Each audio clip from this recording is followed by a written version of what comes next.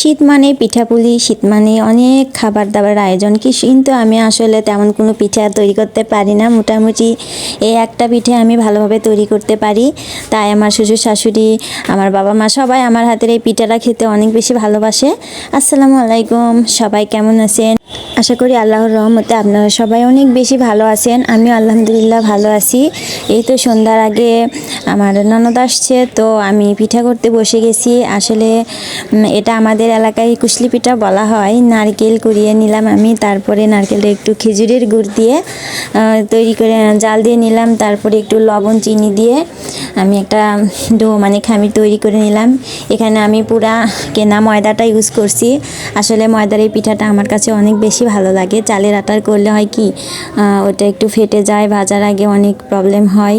খেতে দুটোই স্বাদ, কিন্তু আমার ময়দাটা অনেক বেশি ভালো লাগে, করতেও আমার খুব ভালো লাগে। তারপরে এই তো আমার আশেপাশে আমার ননদের ছেলে মেয়ে, আমার ছেলে মেয়ে সবাই শুধু অধীর আগ্রহে বসে আছে মামির পিঠা বানানোটা কখন হবে, তারপর ওরা খাবে। তো আমি সন্ধ্যাবেলা করতে বসছি। মোটামুটি আমি প্রায় রাত 9টা 9:30 বেজে গেছে আমার সমস্ত পিঠা তৈরি করতে।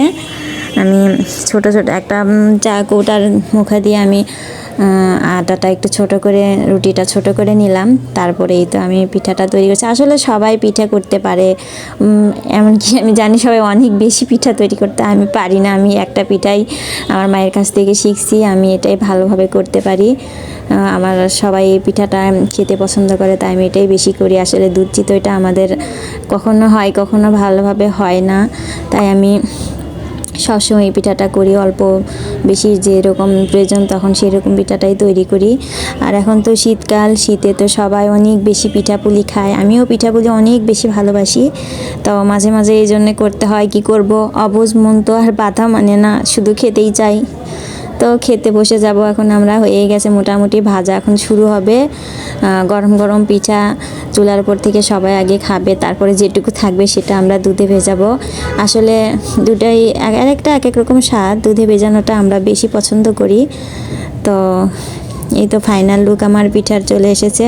আমি একটা পরাতে করে সাজিয়ে নিলাম, তারপর একটা একটা করে আমার ননদকে ভাজতে দিয়েছি। ও ভাজতেছিল, আমি ভিডিও করতেছিলাম যে আমি অনেক করছি, এবার তুমি করো, আমি আর পারবো না। আর দুধে ভেজানোটা আমি আসলে ভিডিও করা হয় নাই, তখন আসলে কারেন্ট ছিল না রাতের বেলা, তো ওই জন্য। তো সকালবেলায় তো সকালে আমরা সবাই এখন পিঠা খাইতে চলে আসলাম। পিঠাগুলো মাশাআল্লাহ অনেক ফুলে গেছে আর খুব মজার হয়েছিল। সাফা তো খাওয়ার জন্য লাফালাফি করতেছে। আজকের ভিডিওটা এই পর্যন্তই। সবাই ভিডিওটা যদি ভালো লাগে একটু লাইক কমেন্ট শেয়ার করবে। আল্লাহ হাফেজ।